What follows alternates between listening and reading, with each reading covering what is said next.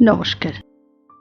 আসন্ন দীপাবলির প্রীতি, শুভেচ্ছা, ভালোবাসা জানিয়ে শুরু করছি অমর কথা সাহিত্যিকের অমর সৃষ্টি আজকের গল্প তারাশঙ্কর বন্দ্যোপাধ্যায়ের পুত্রেষ্টি। গল্পটি প্রবাসী পত্রিকায় শ্রাবণ ১৩৪২ প্রকাশিত হয়েছিল। বহু আকাঙ্ক্ষিত সন্তান কামনায় ব্যর্থ মানুষের ব্যাকুলতার কাহিনী পুত্রেষ্টি। সঙ্গে থাকুন। ভালো লাগলে চ্যানেলটি সাবস্ক্রাইব করুন, লাইক করুন, শেয়ার করুন। শুরু করছি আজকের গল্প তারাশঙ্কর বন্দ্যোপাধ্যায়ের পুত্রেষ্টি।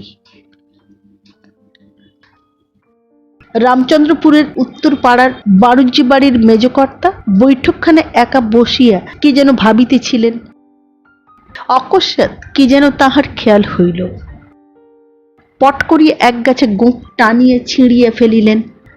বলিলেন, বেটা, তুমি দুধের সর খাবে? বলিয়া আবার এক গাছা, আবার এক গাছা, আবার এক গাছা। এইবার কিন্তু তাহাকে ক্ষান্ত হইতে হইল। গোঁফ জোড়াটির উপর হাত বুলাইতে বুলাইতে বলিলেন, উফ। তারপর একটু চিন্তা করিয়া আপনাকেই বোধ করি প্রশ্ন করিলেন, মাথায় টাক পড়ে, গোঁফে টাক পড়ে না কেন? এমন সময় দরজার গোড়ায় খুটখুট শব্দ উঠিল। দীর্ঘ শীর্ণকা এক বৃদ্ধ দরজার মুখেই ভারী একজোড়া চটি জুতা খুলিয়া প্রকাণ্ড একটা হুঁকা হাতে ঘরে প্রবেশ করিল। লোকটির চোখে অতিরিক্ত রকমের পুরু কাঁচের একজোড়া চশমা। চশমার ডাঁটি দুইটি আবার নাই। তাহার স্থলে দুই প্রান্ত দড়ির বেড় দিয়ে মাথার পিছনে বাঁধিয়া রাখা হইয়াছে। ঘরে প্রবেশ করিয়াই বৃদ্ধ ক্ষীণ দৃষ্টি ব্যক্তিদের মতো ঘাড় তুলিয়া সমস্ত ঘরটা ভালো করিয়া দেখিয়া লইল। বোধ করি মেজকর্তাকে ঠাওর করিয়া লইয়া হেঁট হইয়া একটি প্রণাম করিয়া কহিল, পেন্নাম তামাক খান। সঙ্গে সঙ্গে সসম্ভ্রমে মেজকর্তার সম্মুখে হুঁকাটি বাড়াইয়া ধরিল। হুঁকাটায় গোটা দুই টান দিয়া মেজকর্তা বলিলেন, আচ্ছা, এ কি করে যায় বল দেখি রায়? রায় উত্তর দিল, আজ্ঞে বাজারের খরচ দেন। রায় এ বাড়ির বহুকালের পুরাতন ভৃত্য। পায়ে একজোড়া ছেঁড়া চটি, চোখে চশমা পরা রায় এখানকার আবাল বৃদ্ধ বনিতার পরিচিত। মেজকর্তা বলিলেন, তা দেখে শুনে নিয়ে এসো। এদিক ওদিক দেখিতে দেখিতে রায় অভ্যাস মতো ধীরে ধীরে বলিল, গাছের দব্বি লয় যে পেড়ে আনবো, মাঠে পড়ে নাই যে কুড়িয়ে আনবো, দোকানের দাম লিবে যে। উপরের ঠোঁটটা ফুলাইয়া নিম্ন দৃষ্টিতে গোঁপগুলি দেখিতেই মেজকর্তা ভোর হইয়া রহিলেন। কোনো উত্তর দিলেন না। রায় বলিল, আজ্ঞে খরচ দেন। মেজকর্তা চটিয়া উঠিলেন, হুঁকাটা সশব্দে নামাইয়া দিয়া বলিলেন, খরচ কিসের হে বাবু? রায় কিন্তু দমিল না। সে বেশ সব প্রতিভু ভাবেই জবাব দিল, আজ্ঞে বাজারের। অপ্রসন্ন মুখে কর্তা বলিলেন, কত? রায়ও জবাব দিল, সে তো আদ্যিকাল থেকে হিসেব করাই আছে, ৮ আনা। ৯ আনা ছিল, ৮ আনা করেছেন, সেই তাই দেন। মেজকর্তা ট্যাঁক হইতে খুলিয়ে ৬ আনা পয়সা রায়ের হাতে দিয়ে বলিলেন, এই নাও। পয়সা কয় আনা চশমার কাছে ধরিয়ে দেখিয়ে শুনিয়ে রায় বলিল, তা কি করে হয়? হিসেবের আঁক তো কম লয়, ৬ আনাতে কি করে হবে? মেজকর্তা বলিলেন, ওতেই হবে হে বাপু, দেখে শুনে করতে পারলে ওতেই হবে। পয়সা ৬ আনা রায় তক্তপোষে নামাইয়া দিল, কহিল, তাহলে আমি পারবো না আজ্ঞে।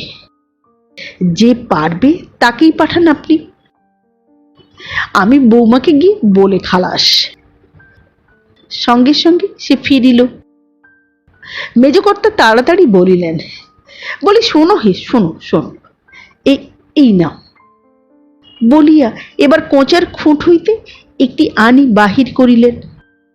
রায়কে বলিলেন, ছেলে নাই পিলে নাই, এত খরচ কেন হে বাপু? এই 7 আনাতেই সেরে এসো, যাও, আর জ্বালিও না আমাকে। রায় তবুও পয়সা লইল না। সে আরম্ভ করিল, আমারই হয়েছে এক মরণ মেজবাবু, কি করি আমি? আপনি খরচ দেবেন না, ওদিকে জিনিস কম হলে বৌমা আমার ওপরেই রাখবে। কোন জিনিস কম করব আপনি বলেন দেখি? মেজকর্তা বলিলেন, তুমি বড় বকো। রায়জি, এই নাও। এবার কোঁচার আরেক খুঁট হইতে 4টি পয়সা বাহির করিয়া তাহার 3টি রায়ের হাতে দিয়ে বলিলেন, আর আমার নাই, আর আমি দিতে পারবো না। বলিয়া রায়ের দিকে পিছন ফিরিয়ে বসিলেন। রায় আর প্রতিবাদ করিল না, 7.25 আনা লইয়াই আবার একটি প্রণাম করিয়া চলিয়া গেল। বাহিরে রায়ের চটি জুতার মন্থর শব্দ মিলাইয়া যাইতেই মেজকর্তা উদ্বৃত্ত পয়সাটা মুঠোর মধ্যে অতি দৃঢ়ভাবে আবদ্ধ করিয়াই বলিয়া উঠিলেন, এ পয়সাটা আমি কাউকে দেব না। সঙ্গে সঙ্গে তিনি বাড়ির ভিতরে চলিলেন। এই তাম্রখণ্ডটি তাহার সঞ্চয়ের ভাণ্ডারের মধ্যে রাখিবার জন্য। এটি তাহার স্বভাব। আজ 12 বৎসর ধরিয়া তিনি মধুমক্ষিকার মতো শুধু সঞ্চয়ের মোহে ডুবিয়া আছেন। নৈমিত্তির খরচ হইতে তাহার 1 কণাও সঞ্চয় করা চাই, সে সঞ্চয় তিনি আর খরচ করেন না। এবং এই তিল সঞ্চয়ের জন্য তাহার একটি পৃথক ভাণ্ডার আছে। তিল জমিয়া জমিয়া আজ পাহাড় না হইলেও স্তূপ হইয়াছে। লোকে বলে, বাণিজ্যদের 8 কুড়ো কর্তার ছাতা ধরার টাকা। মধ্যে মধ্যে একথা মেজকর্তার কানে আসে, তিনি স্তব্ধ হইয়া থাকেন। বৈঠকখানার পরই বিস্তীর্ণ প্রাঙ্গণের এক পার্শ্বে খামার বাড়ি, অপর অংশটায় দেবালয় ও নাট মন্দির। তাহার পরই সে আমলের পাকা বাড়ি। নাট মন্দির পার হইয়া মেজকর্তা বাড়ির ভিতর প্রবেশ করিলেন। বাড়িটা এখন 3 অংশে বিভক্ত হইয়াছে। উত্তর দিকের অংশটা মধ্যম তরফের ভাগে পড়িয়াছে। দোতলায় শয়নঘরে খাটের শিওরে সিন্দুকের মাঙ্গলিক চিহ্ন শোভিত লোহার সিন্দুক। সিন্দুকটা খুলিয়ে মেজকর্তা চটের একটা প্রকাণ্ড থলিয়ার মধ্যে পয়সাটি রাখিয়া দিলেন। একদিকে কাঠের 2টা হাত বাক্স রহিয়াছে, তাহার একটায় মহলের আমদানির টাকা থাকে, অপরটায় থাকে বন্দকি কারবারের সোনা রূপার অলঙ্কারপত্র। সম্পদ সম্ভারগুলির দিকে চাহিয়া তাহার অধরে মৃদু হাসি দেখা দিল। একবার তিনি চটের থলিয়াটা তুলিয়া ধরিয়া ওজন অনুমানের চেষ্টা করিলেন। থলিয়াটার ওজনের গুরুত্বে খুশি হইয়া তিনি ভাবিতেছিলেন, 25 কি 30 কোন ওজনটা ঠিক। কিন্তু বাধা পড়িল। পিছন হইতে মেজগিন্নি বলিলেন, ও হচ্ছে কি? তাহার কোলে একটি শীর্ণকায় শিশু। থলিয়াটা রাখিয়ে দিয়ে মেজকর্তা তাড়াতাড়ি সিন্দুকের ডালাটা বন্ধ করিতে ব্যস্ত হইয়া পড়িলেন। মেজগিন্নি হাসিয়া বলিলেন, ভয় নেই, টাকা কড়ি চাইতে আসিনি আমি। তুমি ধীরে সুস্থে সিন্দুক বন্ধ করো। মেজকর্তা অপ্রস্তুতের মতো কহিলেন, না, তা নাও না। নাও না কেন? ইয়েকে বলে কি চাই, তা নাও না কেন তুমি? না, টাকা তোমার আমি চাই না, তুমি অনুমতি দাও এই ছেলেটিকে পোষ্যপুত্র নি।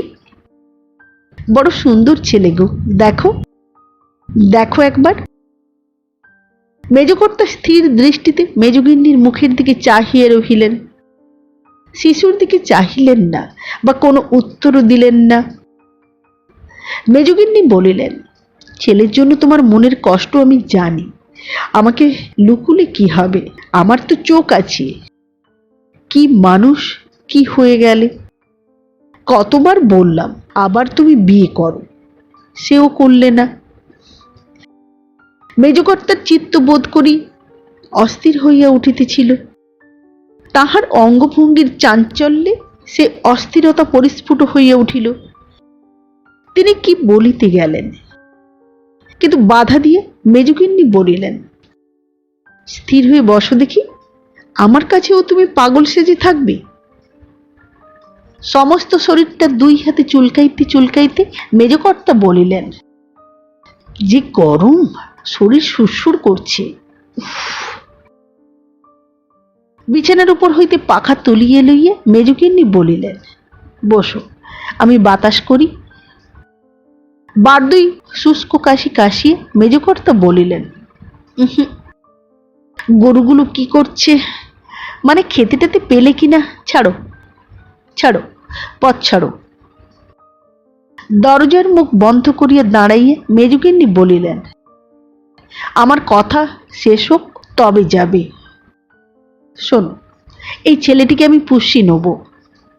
চাটুজ্যেদের ভাগ নেই, মা নেই, বাপ নেই, কেউ নেই। মামিও বিদায় করতে পারলে বাঁচে, সামান্য কিছু দিলেই দিতে চায়। অস্থির চঞ্চলভাবে মেজকর্তা বলিয়া উঠিলেন, না না না না না, ও হবে না, ও হবে না। ওসব কলুমের চাষার কাজ নেই আমার। কি বংশ না কি বংশ, ছাড়ো ছাড়ো, পথ ছাড়ো। মেজগিন্নি দৃঢ়ভাবে বলিলেন, না। মেজকর্তা তখনও বলিতেছিলেন, চোর না ছেঁচোর না ভিখিরি ঘরের ছেলে, ওসব হবে না। মরে যাবে, মরে যাবে, মরে যাবে। চেহারা দেখছো না। মেজগিন্নির চোখে জল দেখা দিল। সজল চোখে তিনি বলিলেন, ওগো, দুবেলা ভাত মুড়ি পেট ভরে খেতে পায় না। দুধ তো দূরের কথা, ওদের বাড়িতে থাকলেই ছেলেটা মরে যাবে। অকারণে খাটের চাদরখানা টানিতে টানিতে মেজকর্তা বলিলেন, যাই যাক, মরে গেলে ফেলে দেবে ওরা। মেজগিন্নি বলিলেন, ছি, অবোধ শিশু, তোমার কি দোষ করলে বলো তো। মেজকর্তা আপন মনেই বলিতেছিলেন, পরের ছেলে, পরের ছেলে, হবে না, হবে না, ফিরিয়ে দাও, ফিরিয়ে দাও, 4 আনা পয়সা বরং। মেজগিন্নি ততক্ষণে ঘর হইতে বাহির হইয়া গিয়েছেন। সম্মুখের লম্বা বারান্দাটার দূরতম প্রান্তে ক্ষীণ পদধ্বনি ক্রমশ ক্ষীণতর হইয়া অবশেষে সিঁড়ির বুকের মধ্যে নিঃশেষে বিলীন হইয়া গেল। মুখের কথাটা অর্ধ সমাপ্ত রাখিয়া মেজকর্তা এতক্ষণ স্তব্ধভাবেই দাঁড়াইয়াছিলেন। স্ত্রীর অস্তিত্বের সমস্তটুকু মিলাইয়া যাইতে এতক্ষণে তিনি স্ত্রীর গমনপথকে উদ্দেশ্য করিয়া বলিয়া উঠিলেন, আচ্ছা, আমার ছেলে নেই তো তোমার কি বাপু। তারপর আবার কিছুক্ষণ চিন্তা করিয়া বলিলেন, যুধিষ্ঠির নির্বংশ, ভীম নির্বংশ, রাবণ নির্বংশ, কেষ্ট ঠাকুর নির্বংশ, আমিও নির্বংশ। বংশে নেই তো নেই, হবে কি। বলিতে বলিতে তিনি ঘর হইতে বাহির হইয়া বৈঠকখানার দিকে চলিলেন। চাষবাড়ির প্রান্তে প্রাচীরের গায়ে সারি সারি পেয়ারার গাছ। মেজকর্তা লক্ষ্য করিলেন, বিনা বাতাসেই গাছগুলি আন্দোলিত হইতেছে। বুঝিলেন গাছে বাঁদর লাগিয়াছে। তিনি হাসিলেন, নিতাই, ও নিতাই, পেয়ারা গাছে বাঁদর লেগেছে, তাড়িয়ে দে, তাড়িয়ে দে। সঙ্গে সঙ্গে গাছ হইতে ঝুপঝাপ করিয়া 10-12টি ছেলে লাফ দিয়ে মাটিতে পড়িল। মেজকর্তা যেন ক্ষিপ্ত হইয়া উঠিলেন। ছেলেরা উপদ্রব করিলে তিনি জ্বলিয়ে যান। আজও তিনি ঠিক বালকের মতো ছুটিয়া ছেলের দলকে তাড়া দিলেন, কিন্তু কাহাকেও পাইলেন না। বাড়ির বহিঃসীমা হইতে শিশুকণ্ঠের কলভাস্যে চারিদিক মুখরিত হইয়া উঠিল। বিফলতার জন্য মেজকর্তার ক্রোধ আরও বাড়িয়া গেল। বিপুল আক্রোশে কয়টা ঢেলা কুড়াইয়া লইয়া তিনি পেয়ারা গাছের উপর নিক্ষেপ করিতে আরম্ভ করিলেন। পেয়ারারি বুনেদ মারব আজ। কিন্তু নিরস্ত হইতে হইল। পিছনের পোয়াল গাদার আড়াল হইতে কে কাঁদিয়া উঠিল। ফিরিয়া শব্দ লক্ষ্য করিয়া অগ্রসর হইয়া দেখিলেন দুটি পোয়াল গাদার মধ্যবর্তী গলির মতো স্থানটির মধ্যে বৎসর চারেকের একটি সুন্দর শিশু ভয়ে কাঁদিতেছে। মেজকর্তাকে দেখিয়া বর্ধিততর ভয় তাহার কান্না বন্ধ হইয়া গেল। মেজকর্তা ছেলেটির দিকে চাহিয়াছিলেন। অতি সুন্দর ছেলেটি। অকস্মাৎ তিনি একান্ত লুব্ধে আগ্রহে যেন ছো মারিয়া শিশুকে বুকে তুলিয়া লইয়া বারবার চুমা খাইয়া পরমাদরে কহিলেন, ভয় কি, ভয় কি তোমার? পর মুহূর্তেই কিন্তু চকিত হইয়া উঠিলেন। চারিদিক চাহিয়া দেখিয়ে ছেলেটিকে একটু ফেলিয়ে দিয়ে অতি দ্রুত পদে যেন পলাইয়া আসিলেন। বৈঠকখানায় কেহ ছিল না। নির্জন ঘরে আধো আলো ছায়ার মধ্যে দাঁড়াইয়া তিনি হাঁপাইতেছিলেন। চোখের দৃষ্টি কেমন অস্বাভাবিক রূপে প্রখর হইয়া উঠিয়াছিল। হুঁকার মাথার কলকেটা হইতে তখনও ক্ষীণ রেখায় আঁকিয়া বাঁকিয়া ধোঁয়া উঠিতেছিল। মেজকর্তা ধীরে ধীরে হুঁকাটিকে তুলিয়া লইয়া তক্তপোষের উপর বসিয়া পড়িলেন। হুঁকাটা তিনি টানিলেন না, নীরবে নত দৃষ্টিতে শুধু হুঁকাটা ধরিয়া বসিয়া রহিলেন। বাহিরে জুতার শব্দ হইল, কিন্তু সে শব্দ তাহার কানে গেল না। যে আসিল সে বড় কর্তার পুত্র, মেজকর্তার ভ্রাতুষ্পুত্র মণি। মণি ডাকিল, কাকা। মেজকর্তা অদ্ভুত দৃষ্টিতে মণির মুখের দিকে চাহিয়া সাদরে অভ্যর্থনা করিয়া কহিলেন, আসুন আসুন আসুন, ভালো ছিলেন? নেন তামাক খান, বলিয়া হুঁকাটা মণির দিকে বাড়াইয়া ধরিলেন। মণি অপ্রস্তুত হইয়া কয়পদ পিছাইয়া গিয়া অপেক্ষাকৃত উচ্চকণ্ঠে কহিল, আমি মণি। একটা কথা। কথা তাহার আর শেষ হইল না। মেজকর্তা হুঁকাটা সেইখানেই নামাইয়া দিয়া দ্রুতপদে বৈঠকখানা ছাড়িয়া পলাইয়া গেলেন। মনে বিরক্ত হইয়া বলিল, আধি লোকে বলে খ্যাপা গণেশ। ২০-২৫ বৎসর পূর্বে যখন মেজকর্তার নবীন বয়স, বাণিজ্যদের ৩ তরফ তখন একান্নবর্তী ছিল। সে আমলে মেজকর্তা কিন্তু এমন ছিলেন না। লোকে তখন তাহার নাম দিয়াছিল বাবু গণেশ। তখন নিত্য সন্ধ্যায় মেজকর্তার আড্ডায় গান বাজনার মজলিস বসিত। মুর্শিদাবাদের বিখ্যাত সেতারি আলী নেওয়াজ খাঁ নিয়মিত মাসে একবার করিয়া মেজকর্তার ওখানে আসিতেন। মেজকর্তা খাঁ সাহেবের নিকট সেতার শিখিতেন। আচারে, ব্যবহারে, কথায়, বার্তায়, আদব কায়দায় মেজকর্তা উঁচু দরের লোক ছিলেন। খরচ খরচায় তিনি তখন মুক্ত হস্ত। বন্ধু বান্ধব লইয়া প্রীতিভোজনের বিরাম ছিল না। বড় ভাই দেখিতেন জমিদারি, ছোট ভাই দেখিতেন মামলা মোকদ্দমা।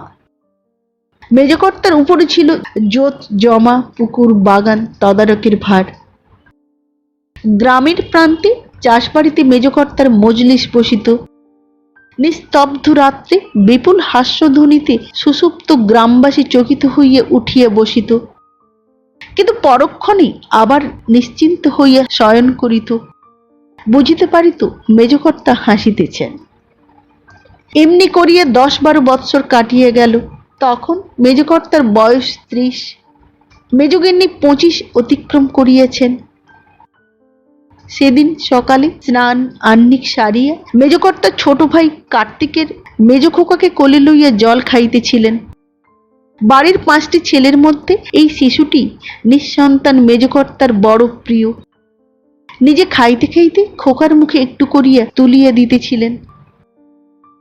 মেজগিন্নি সেদিন বিনা ভূমিকায় বলিলেন, দেখো, আমি বদ্রীনাথে যাব, তোমাকেও যেতে হবে।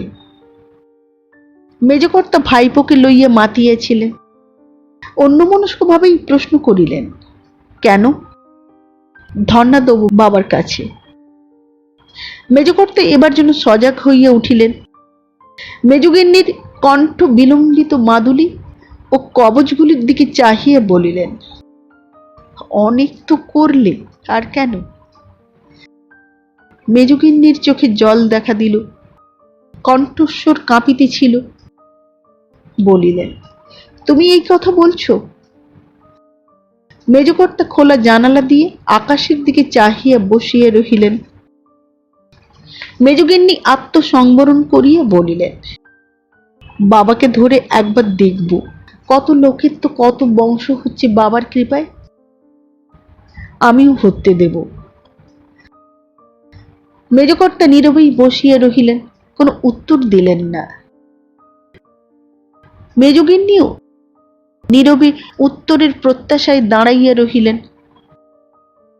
আহার লুব্ধ খোকা জ্যাঠামশাইয়ের দাড়িতে টান দিয়ে কহিল, হাম হাম। খোকার হাতটা সরাইয়া তিনি বিরক্তিভাবে বলিলেন, আহ।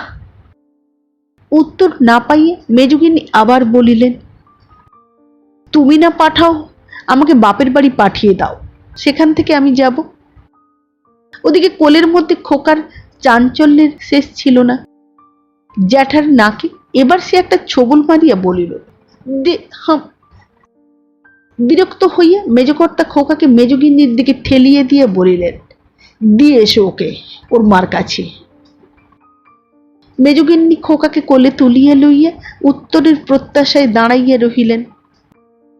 কিছুক্ষণ পর মেজকর্তা মৃদুকণ্ঠে বলিলেন, খোকাকে তুমি নাও না কেন? মেজগিন্নি দৃঢ়কণ্ঠে বলিলেন, না, এক গাছের বাকল অন্য গাছে কখনো জোড়া লাগে না।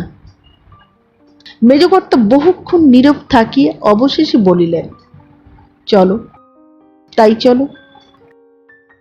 মেজগিন্নির দেওঘর যাত্রার উদ্যোগ হইতেছিল। যাত্রার নির্ধারিত দিনের পূর্বদিন দ্বীপ্রহরে প্রতিবেশিনীরা অনেকে আসিয়াছিল।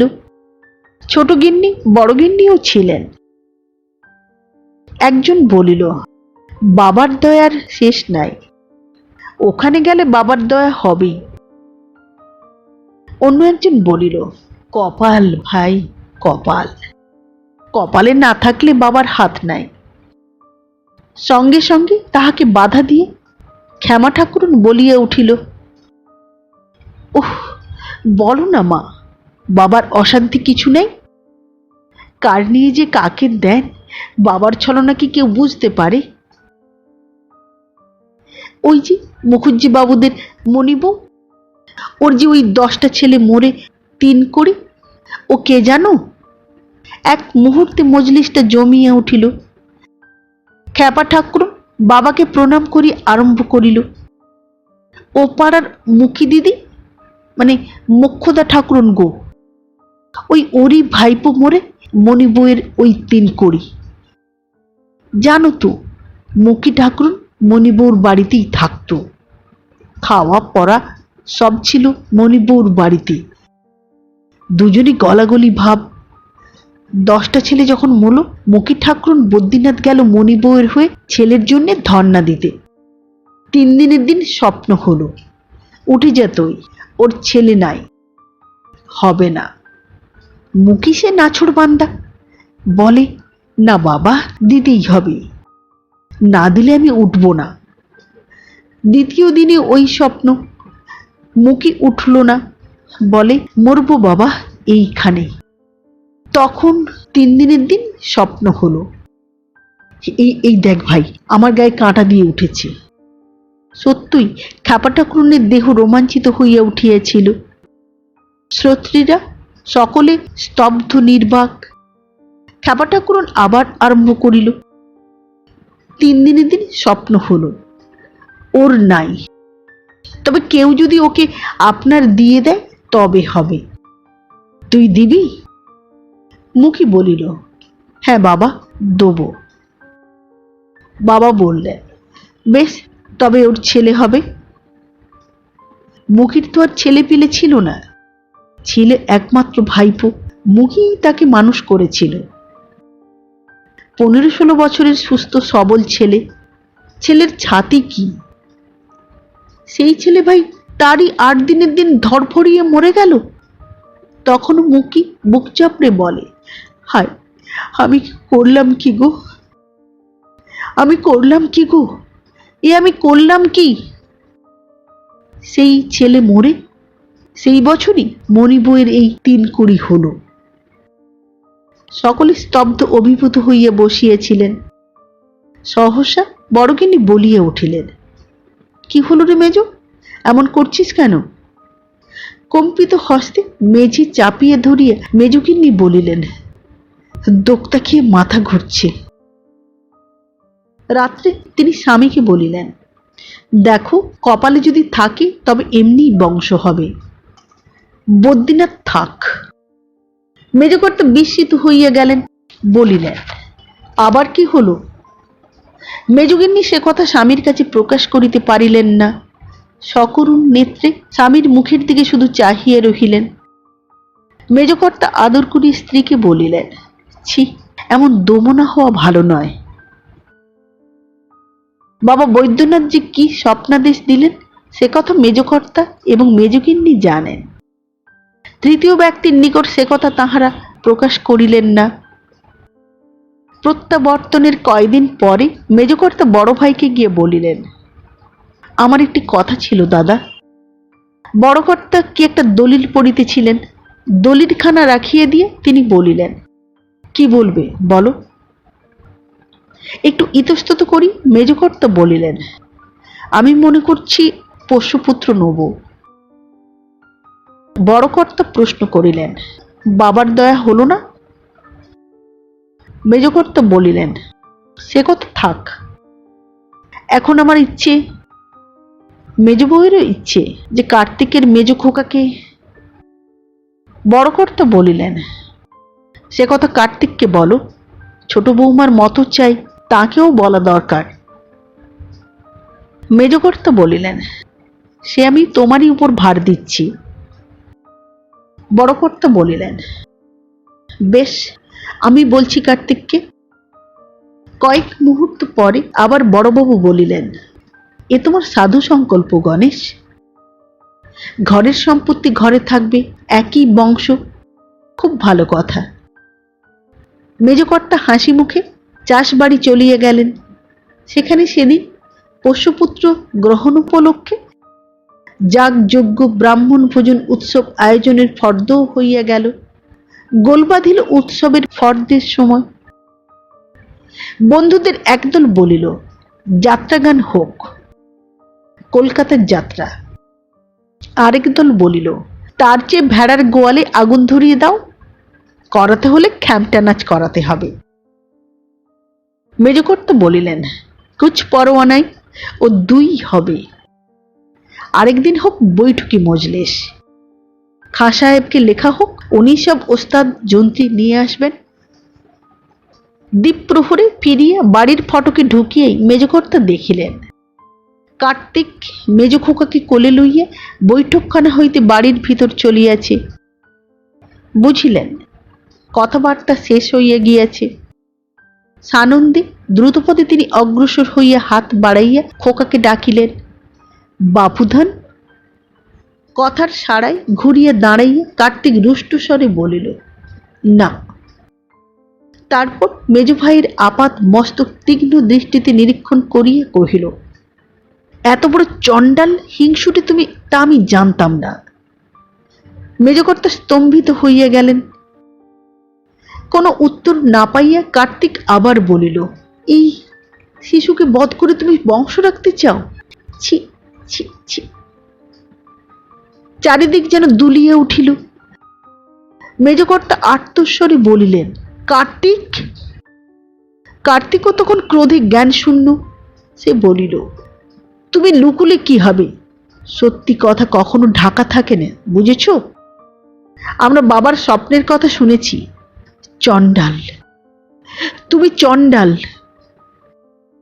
মেজকর্তা অকস্মাৎ মাটিতে বসিয়া পড়িয়া 2 হাতে মাটির বুক আঁকড়াইয়া ধরিয়া চিৎকার করিয়া উঠিলেন, ভূমিকম্প, ভূমিকম্প। পরমুহূর্তে তিনি মাটিতে লুটাইয়া পড়িলেন। তখন তিনি অজ্ঞান। সেই দ্বীপ্রহরে গিয়া মেজকর্তা আপনার শয়নকক্ষে প্রবেশ করিয়াছিলেন। বাহির হইলেন পূর্ণ 2 মাস পরে। সেদিন বরাবর তিনি বড় কর্তার নিকট গিয়ে বলিলেন, আমার সম্পত্তি ভাগ করে দিতে হবে।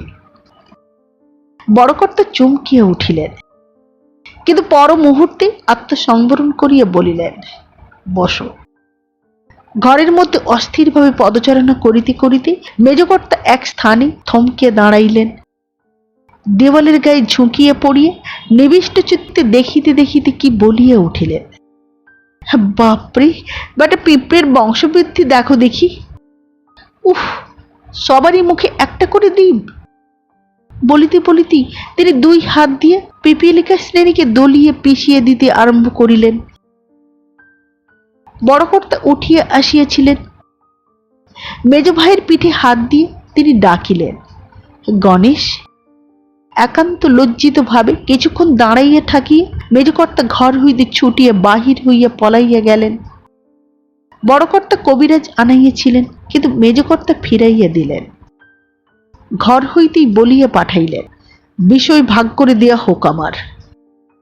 এর ওর ছেলের পালের দুধের দাম দেবার আমার কথা নয়।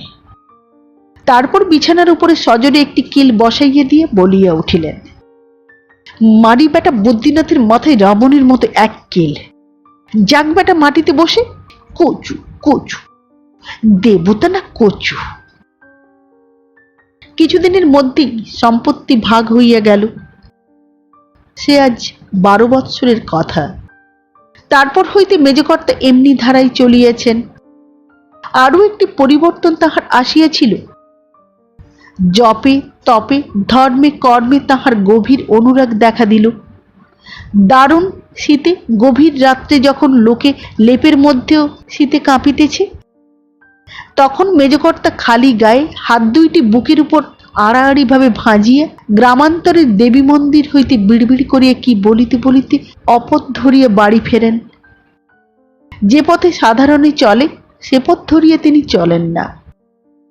পদচিহ্নহীন নির্জন প্রান্তরে মেজকর্তার পদচিহ্ন নিত্য নব পথরেখার প্রথম চিহ্ন আঁকিয়া দেয়। ওই ঘটনার পর হইতে আজও পর্যন্ত কখনো আর মেজকর্তা পোষ্যপুত্র লওয়ার নাম করেন নাই, কি সন্তান কামনার কথা মুখেও আনেন নাই। অর্থ ও পরমার্থের মোহের মধ্যে বংশ কামনা ডুবাইয়া দিয়েছেন। কিন্তু মেজগিন্নি ভুলিতে পারেন নাই। তিনি স্বামীকে বিবাহ করিতে অনুরোধ করিয়াছেন, পোষ্যপুত্র লওয়ার কথাও বলিয়াছেন, কিন্তু ফল হইয়াছে বিপরীত। মেজকর্তার মাথার গোলমাল বাড়িয়া গিয়েছে।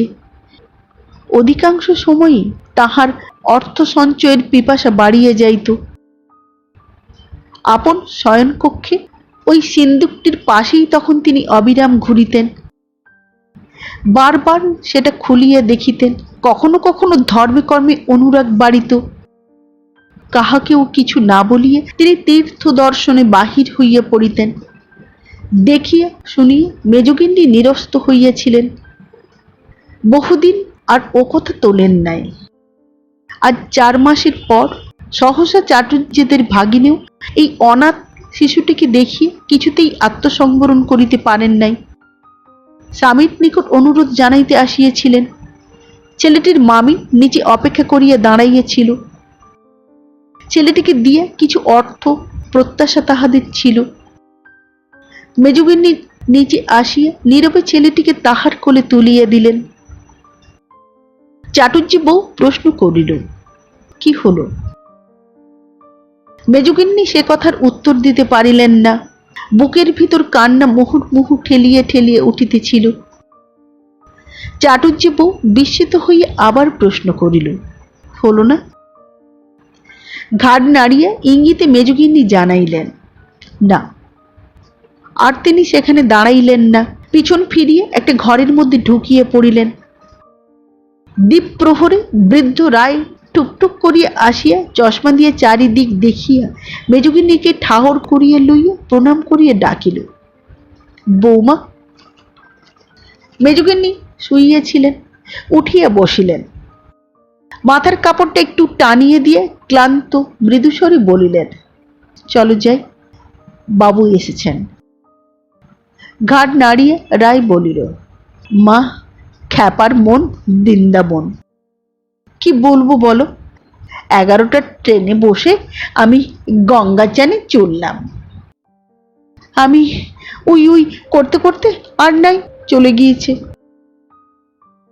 মেজগিন্নি বলিলেন, তাহলে তোমরা খেয়ে নাও গে, ঠাকুরকে রান্না বান্না সামলে দিতে বলো। রায় বলিল, তুমি এসো মা, দুটো মুখে দেবে চলো। সস্নেহ হাসি হাসিয়ে মেজগিন্নি বলিলেন, আমি খাবো না বাবা, আমার মাথাটা বড় ধরেছে। রায় আরেকটি প্রণাম করি ধীরে ধীরে ফিরিল। চটি জোড়াটি পায়ে দিয়া কিন্তু আবার খুলিয়ে ফেলিল।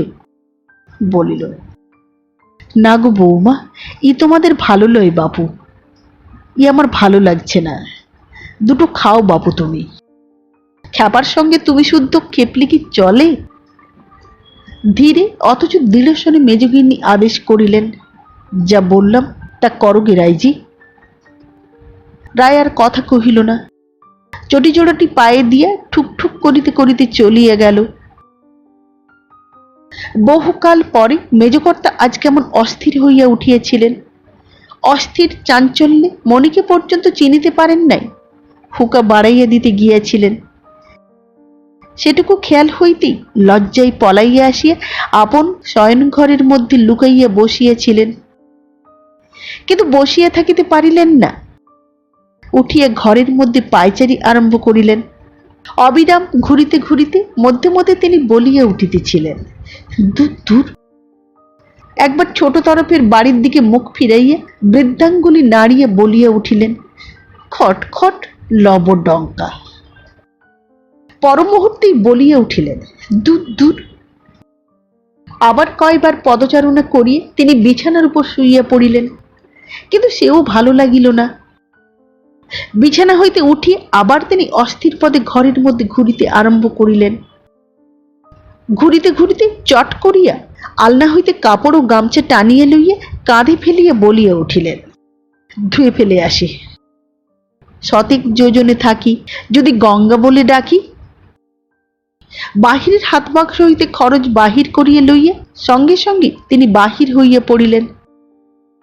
বাড়ির ফটকের মুখেই রায়ের সঙ্গে দেখা হইয়া গেল। বৃদ্ধ রায় কি একটা হাতে লইয়া ফিরিতেছিলেন। পাশ কাটাইয়া যাইতে যাইতে মেজকর্তা বলিলেন, গঙ্গা স্নানে চললাম, বলে দিও। রায় থমকিয়া দাঁড়াইয়া প্রণাম করিয়া মাথা তুলিয়া বলিল, দাঁড়ান দাঁড়ান। কেহ কোনো উত্তর দিল না। রায় উচ্চকণ্ঠে ডাকিল, মেজকর্তা। বলে শুনছেন গো, বলে শুনছেন গো, ও মেজকর্তা। সে আহ্বানের উত্তর কেহ দিল না। রায় ঘাড় তুলিয়া নিবিষ্ট চিত্তে চাহিয়ে দেখিল, যতদূর তাহার দৃষ্টি চলে কেহ কোথাও নাই। স্টেশনে নামিয়া মেজকর্তা একেবারে গঙ্গার ঘাটে আসিয়া উঠিলেন। ঘাটে স্নানার্থী স্নানার্থিনীর আসা যাওয়ার বিরাম নাই।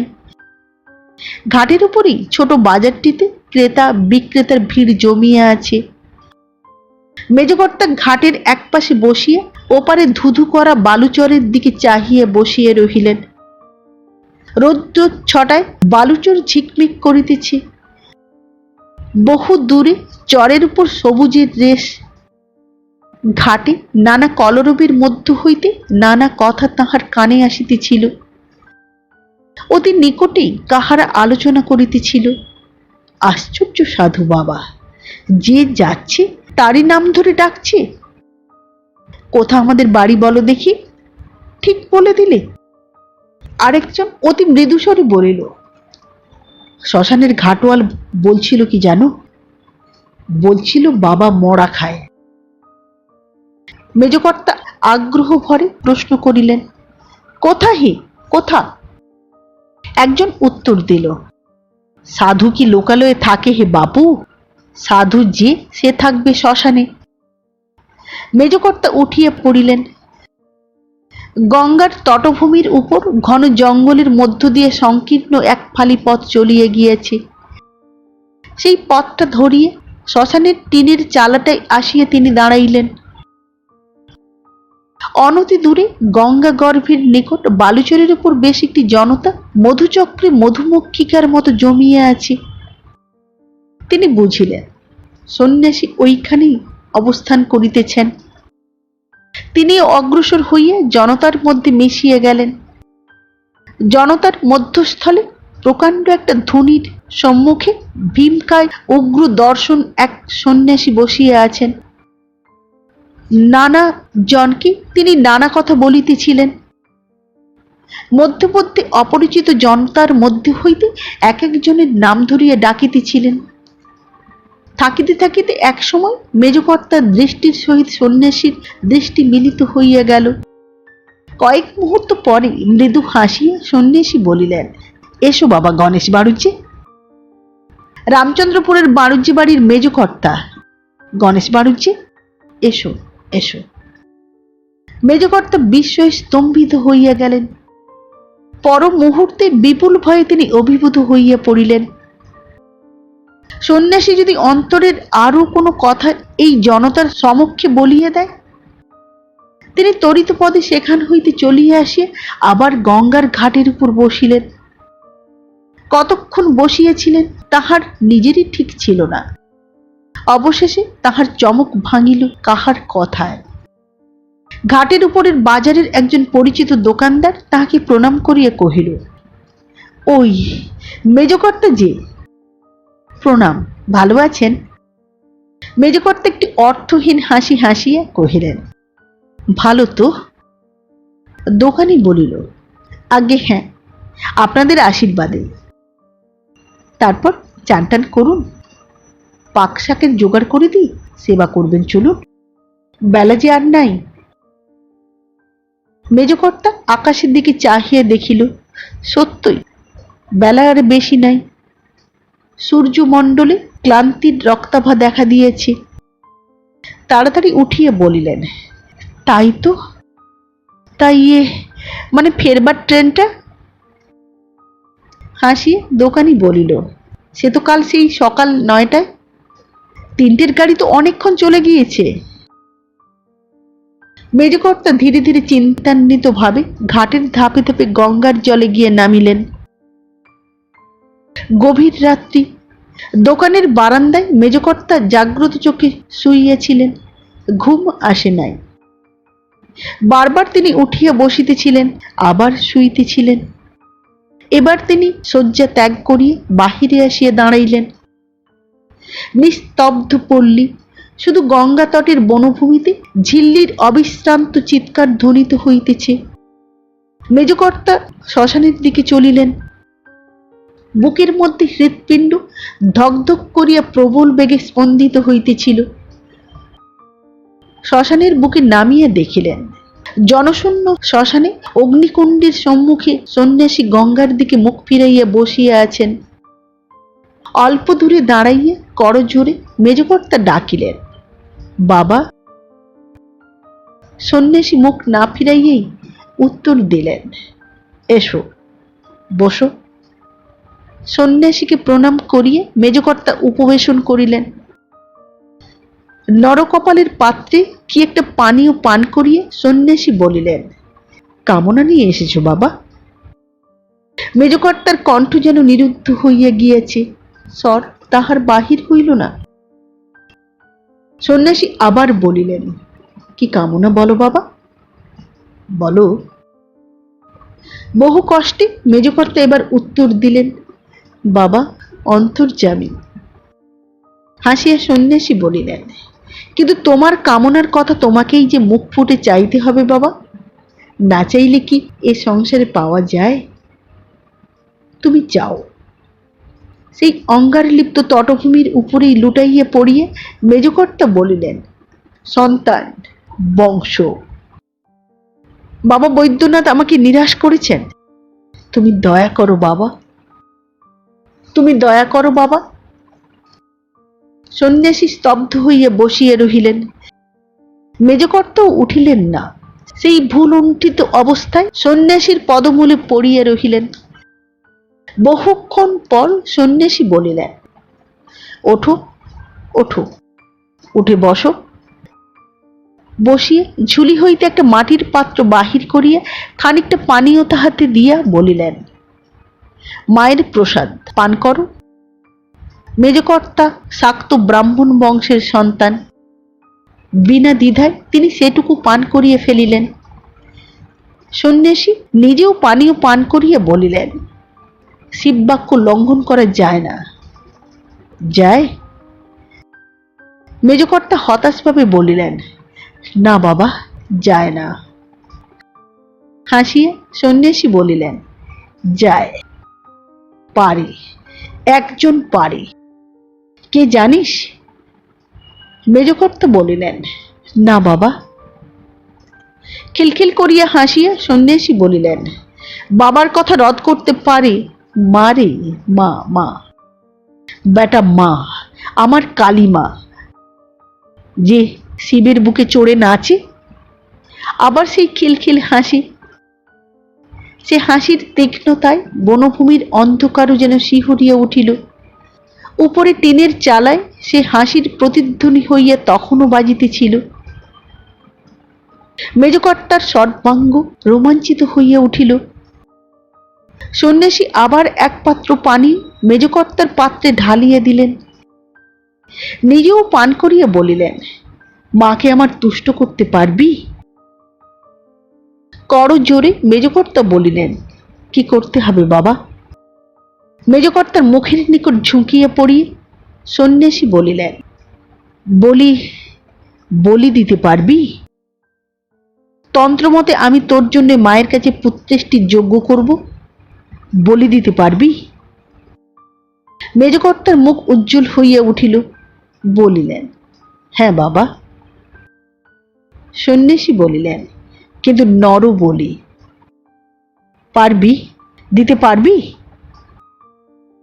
মেজকর্তা থর থর করিয়া কাঁপিয়া উঠিলেন। সঙ্গে সঙ্গে আরেক পাত্র পানীয় তাহার মুখের কাছে ধরিয়ে সন্ন্যাসী বলিলেন, ভয় কি? অমাবস্যার অন্ধকার কেউ জানবে না। মানুষের দৃষ্টি সেদিন ঢাকা থাকে। রাত্রে শ্মশানে কেউ জানবে না। মাথার মধ্যে সুরার নেশা আগুনের শিখার মতো জ্বলিতেছিল। চোখও জ্বলিতেছিল অঙ্গার খণ্ডের মতো। মেজকর্তা বলিয়া উঠিলেন, পারবো, পারবো বাবা, পারবো। পরদিনই মেজকর্তা বাড়ি ফিরিলেন। অকারণে খানিকটা অত্যন্ত কৃত্রিম হাসি হাসিয়ে স্ত্রীকে বলিলেন, গঙ্গা স্নানে গিয়েছিলাম। মেজগিন্নি বলিলেন, বেশ করেছিলে। বোধ করি এ কথার উত্তর খুঁজিয়ে না পাইয়ে মেজকর্তা আরো খানিকটা হাসিয়ে বলিলেন, তাই বলছিলাম। মেজগিন্নি ঠাকুরকে বলিলেন, সকাল সকাল রান্না করো ঠাকুর, কাল থেকে বাবু খান নাই। অস্থিরভাবে কয়বার ঘুরিয়ে ফিরিয়ে মেজকর্তা বলিলেন, সেই ছেলেটা, সেই সেই। শঙ্কিতভাবে মেজগিন্নি বলিলেন, সে তখনই তারা নিয়ে গিয়েছে। মেজকর্তা আরো একবার ঘুরিয়ে অবশেষে বাড়ি হইতে বাহির হইয়া চলিয়া গেলেন। আবার কিছুক্ষণ পর আসিয়া বিনা ভূমিকায় বলিলেন, তাকে রাখলেই হতো। মেজগিন্নি স্বামীর দিকে চাহিয়া প্রশ্ন করিলেন, কাকে? মেজগিন্নির দিকে পিছন ফিরিয়ে রান্নাঘরের চালের একগোছা খড় টান মারিয়ে মেজকর্তা বলিলেন, সেই ছেলেটাকে, সেই গো। মেজগিন্নি কোনো উত্তর দিলেন না। মেজকর্তা আরো একগাছা খড় টান মারিয়ে খুলিয়া ফেলিয়া বলিলেন, পুষ্যিপুত্র নাই হলো, খেতো ডেতো থাকতো। বাধা দিয়ে মেজগিন্নি বলিলেন, চালের খড়গুলো কেন টানছো বলো তো? যা বলবে শুদ্ধ হয়ে বসেই বলো না বাপু। মেজকর্তা আর দাঁড়াইলেন না, হনহন করিয়া বাড়ি হইতে বাহির হইয়া চলিয়া গেলেন। বৈঠকখানায় গিয়ে গম্ভীর চিন্তায় নিমগ্ন হইয়া বসিয়া রহিলেন। অপরিসীম উদ্বেগে তাহার বুকের ভিতরটা যেন পীড়িত হইতেছিল। দরজার গোড়ায় রায়ের চটির মন্থর শব্দ উঠিল। রায় আসিয়া প্রণাম করিয়া ডাকিল, বৌমা একবার ডাকছেন গো। মেজকর্তা চমকিয়া উঠিয়া প্রশ্ন করিলেন, রায় বলিল, দিনরাত তো ভাববেন না মেজবাবু, বলছি বৌমা একবার ডাকছেন আপনাকে। মেজকর্তা উঠিয়ে পড়িয়ে বলিলেন, আমি চণ্ডীতলা চললাম। রায় ব্যস্ত হইয়া বলিয়া উঠিল, ওই ওই ওই এ করে কি? হায়, বলি শুনছেন গো? অ মেজকর্তা। মেজকর্তা তখন চলিয়া গিয়েছেন। দ্বীপ প্রহরে খাইতে বসিলে মেজগিন্নি অভ্যাস মতো পাখা লইয়া বাতাস করিতেছিলেন। মৃদু স্বরে তিনি বলিলেন, তাহলে চাটুজ্যেদের ছেলেটিকে? মেজকর্তা বলিলেন, হ্যাঁ, খাবি দাবি থাকবি, মানুষ হবে, তা থাক না থাক। উঠানে বাণিজ্য বাড়ির উচ্ছিষ্ট ভোগী কুক্ষুরিটা বসিয়াছিল। সেটা সহসা আকাশের দিকে মুখ করিয়া তারস্বরে দীর্ঘ চিৎকার করিয়া উঠিল। ঠাকুর তাহাকে তাড়া দিল, দূর দূর দূর দূর। মেজগিন্নি বলিলেন, থাক থাক থাক ঠাকুর, ও বাচ্চার জন্যে কাঁদছে। কাল রাত্রে বাচ্চাটাকে শেয়ালে নিয়ে গিয়েছে। ওই ও কি, কিছুই যে খেলে না? তখন মেজকর্তা আহার ছাড়িয়া উঠিয়া পড়িয়াছেন। অপরাহ্নে ঘুম হইতে উঠিয়া মেজকর্তা জলের গ্লাসটি লইয়া বাহিরে বারান্দায় আসিতেই দেখিলেন হাসি মুখে মেজগিনী ছেলেটিকে কোলে লইয়া দাঁড়াইয়া আছেন। স্বামীকে দেখিবা মাত্র তিনি বলিলেন, কতবার এলাম, তোমার ঘুম আর ভাঙে না। বাড়ি সুবোধ ছেলে বাবু, কান্নারের নামটি নাই, একবার নাও না কোলে। মেজকর্তার আর মুখ ধোয়া হইল না। অভ্যাস মতো দ্রুতপদে তিনি নিচে নামিয়ে গেলেন। মেজগিন্নি একটি ম্লান হাসি হাসিলেন, কিন্তু দুঃখ বা অভিমান তিনি করিলেন না। রাত্রে মেজকর্তা বলিলেন, ওকে ঝিকে দিও, মানুষ করবে। মেজগিন্নি বলিলেন, তাই দেব। শয্যায় শুইয়াও মেজকর্তার ঘুম আসিল না। অসম্ভব অবাস্তব কল্পনায় তাহার মস্তিষ্ক পীড়িত হইতেছিল। তবু তিনি নিদ্রার ভান করিয়া পড়িয়া রহিলেন, পাছে মেজগিন্নি জানিতে পারেন। তিনি কল্পনা করিতেছিলেন আগামী অমাবস্যার রাত্রির কথা। ভীম দর্শন সন্ন্যাসী, সম্মুখে যজ্ঞকুণ্ড, ছেলেটা বিস্ময় বিস্ফারিত নেত্রে সব দেখিতেছে। সঙ্গে সঙ্গে অন্দরের দৃশ্য ভাসিয়া উঠে।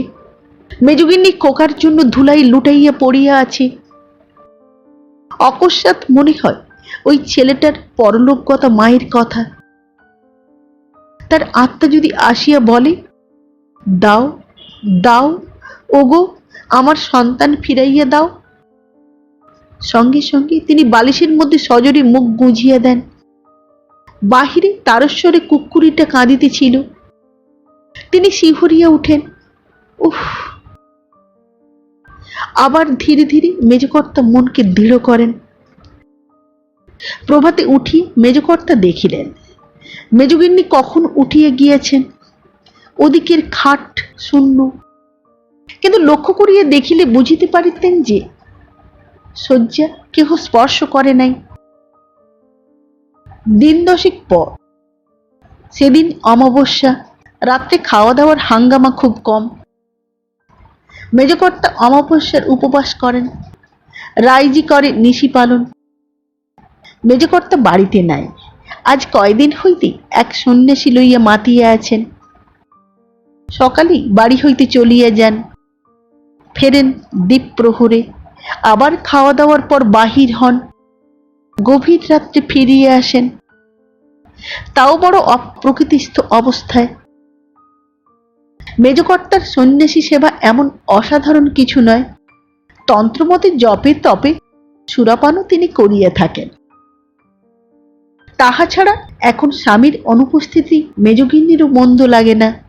খোকাকে লইয়া স্বেচ্ছা মতো খেলা খেলিতে বাধা পড়ে না। সেদিন সন্ধ্যার পর দোতলার বারান্দায় উজ্জ্বল হ্যারিকেনের আলো জ্বালিয়া মেজগিন্নি খোকাকে কোলে লইয়া দুধ খাওয়াইতে খাওয়াইতে ছড়া গাহিতেছিলেন। তুমি পথে বসে বসে কাঁদছিলে, মামা বলে ডাকছিলে, চির অনাদৃত অনাথ শিশু শান্ত মুগ্ধ নেত্রে মেজগিন্নির মুখের দিকে চাহিয়েছিল। কি মোহ সে মুখে ছিল সেই জানে। মৃদু মন্থর জুতার শব্দ করিয়ে রায় আসিয়া দাঁড়াইল। মেজগিন্নি মাথার কাপড়টা একটু টানিয়ে দিলেন। হেঁট হইয়া প্রণাম করিয়া রায় বলিল, পেন নাম বৌমা? মেজগিন্নি বলিলেন, কিছু বলছো রায়জি? রায়জি ধীরে ধীরে বলিল, ই বেটা সাধু তো ভালো নয় মা, বাবুকে যে পাগল করে দিলে গো। দিন রাত মদ মদ আর মদ। আজ আবার বলে পাঠিয়েছেন ফিরতে রাত হবে, দোর সব যেন খোলা থাকে। তা বলে যাই বৌমাকে, আর কলকাতা সেজে রেখে যাই, তখন আবার ধরবে না। একটু ইতস্তত করিয়ে আবার সে বলিল, তুমি এত লাগাম ঢিল দিও না মা, ছেলে নিয়ে তুমিও যে কেমন হয়ে গেলে, একটুকু শাসন টাসন করো। মৃদু সলজ্জ হাসি হাসিয়ে মেজগিন্নি অবগুণ্ঠন একটু টানিয়ে দিলেন। তখন রাত্রি প্রায় দ্বীপ্রহর। মেজকর্তা অতি সতর্ক নিঃশব্দ পদক্ষেপে বাড়ির ফটকের মধ্যে প্রবেশ করিলেন। নিরন্ত গাঢ় অন্ধকারের মধ্যে পৃথিবী যেন বিলুপ্ত হইয়া গেছে। সম্মুখে প্রকাণ্ড সুষুপ্ত বাড়িখানা গাঢ়তর অন্ধকারের মতো দাঁড়াইয়া আছে। শুধু দুই তিনটা খোলা জানালা দিয়ে গৃহমধ্যের আলোকরশ্মি শূন্যের অন্ধকারের মধ্যে নিতান্ত অসহায় প্রেত দেহের মতো ভাসিয়া রহিয়াছে। অতি সতর্কতা সত্ত্বেও মেজকর্তার পা টলিতেছিল। ধীরে ধীরে তিনি অন্দরের দিকে চলিলেন। মৃদু কাতর স্বরে কে কাঁদিয়া উঠিল। মেজকর্তা চমকিয়া উঠিয়া দাঁড়াইলেন। কিছুক্ষণ শুনিয়া বুঝিলেন কুকুরটা এখনো শোক ভুলে নাই। আবার তিনি অগ্রসর হইলেন। আজ শ্মশানে তাহার পুত্রেষ্টি জাগ হইতেছে। তিনি বলি সংগ্রহে আসিয়াছেন। বলির সময় সমাগত প্রায়। সমস্ত দরজা খোলা রহিয়াছে। সিঁড়ি অতিক্রম করিয়া তিনি দোতলায় উঠিলেন। ধীরে ধীরে ঝিয়ের ঘরে ঢুকিলেন। অন্ধকার ঘর। অতি সতর্কতার সহিত দেশলাই জ্বালিয়ে দেখিলেন বুড়ি ঝি অকাতরে ঘুমাইতেছে, কিন্তু শিশু তো সেখানে নাই। বাহির হইয়া আসিয়া বারান্দায় দাঁড়িয়ে তিনি ভাবিতেছিলেন, কোথায় তবে? বিদ্যুৎ রেখার মতো একটা কথা মাথার মধ্যে খেলিয়ে গেল। আবার তিনি অগ্রসর হইলেন। এপাশের আলোকিত বারান্দার দ্বার পথে দাঁড়াইয়া মেজকর্তা দেখিলেন তাহার অনুমান সত্য। মেজগিন্নির কোলের কাছে শিশুটি শুইয়া আছে। ধীরে ধীরে তিনি শয্যার পাশে আসিয়া দাঁড়াইলেন। দেখিলেন মেজগিন্নির বক্ষ দেশ সম্পূর্ণরূপে অনাবৃত, মুক্ত। তাহার বাহুর উপর মাথা রাখিয়া শিশুটি দুই হাতে মেজগিন্নিকে জড়াইয়া ধরিয়া একটি স্তন মুখে করিয়া অগাধ নিশ্চিন্ত ঘুমে মগ্ন। মাঝে মাঝে স্বপ্ন ঘোরে মৃদু হাস্যরেখা তাহার অধরে ঈষৎ ফুরিত হইয়া আবার ধীরে ধীরে মিলাইয়া যাইতেছে। মেজগিন্নির মুখে অতি তৃপ্তির হাস্যরেখা যেন তুলি দিয়ে আঁকিয়া দিয়াছে। মেজকর্তার সুরা প্রভাবিত মস্তিষ্কের মধ্যে সব যেন উলট পালট হইয়া যাইতেছিল।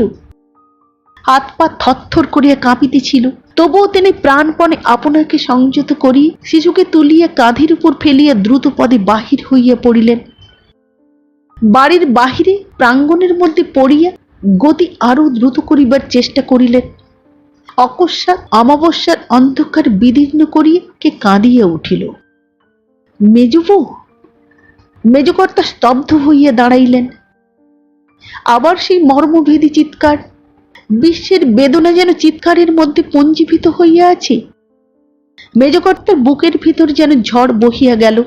তবু আরেকবার চেষ্টা তিনি করিলেন, কিন্তু সম্মুখের দিকে দৃষ্টি ফিরাইয়াই তিনি থরথর করিয়া কাঁপিয়া উঠিলেন। সে তো বর্ণ অশরীরী মূর্তির মতো কে সম্মুখে দাঁড়াইয়া আছে। সেটা একটা ছোট তালগাছের শুকনা পাতা, শিথিল দীর্ঘ বৃন্ত সমেত সেটা ঝুলিতেছিল, অপর কিছু নয়। কিন্তু মেজকর্তার মনে হইল এই শিশুর অশরীরী মাতা যেন দিনভাবে সন্তান ভিক্ষা চাহিতেছে। ওদিকে পিছনে বাড়ির মধ্য হইতে আবার সেই মর্মভেদী চিৎকার। সে চিৎকারে তাহার মর্মস্থল সমবেদনায় অধীর হইয়া উঠিল। সমস্ত বাসনা এক মুহূর্তে তুচ্ছ হইয়া গেল। তিনি ফিরিলেন, উন্মত্তের মতো ফিরিলেন। যাই যাই মেজবউ। ঠিক এই সময় দূরে চৌকিদার হাঁক দিতেছিল। ওই মেজকর্তার মনে হইল এ রুদ্র কণ্ঠে রুষ্টতান্ত্রিকের আহ্বান। তিনি আর্তস্বরে চিৎকার করিয়া উঠিলেন, মেজবউ, মেজবউ। মেজবউয়ের নিশ্চিন্ত অঞ্চল তলে আশ্রয়ের জন্য প্রাণপণে ছুটিয়ে বাড়ির ফটকের মধ্যে প্রবেশ করিলেন। মেজকর্তার কণ্ঠস্বর পাইয়া কুক্কুরি আসিয়া পাশে দাঁড়াইয়া মৃদু ক্রন্দনে আপনার বেদনা নিবেদিত করিল। মেজকর্তা ঝরঝর করিয়া কাঁদিয়া ফেলিলেন, বলিলেন, তোর তো আমি নিইনি মা, তোর ছেলে আমি নিইনি। নমস্কার। ৩৫টি গল্পটি পাঠ করে শোনালাম। পরিবেশনকালীন ভুল ত্রুটি নিজে গুণে ক্ষমা করবেন। সঙ্গে থাকুন। ভালো লাগলে চ্যানেলটি সাবস্ক্রাইব করুন, লাইক করুন, শেয়ার করুন। আবার দেখা হবে আগামী পর্বে আরেকটি নতুন গল্প নিয়ে। আজকের মতো নমস্কার।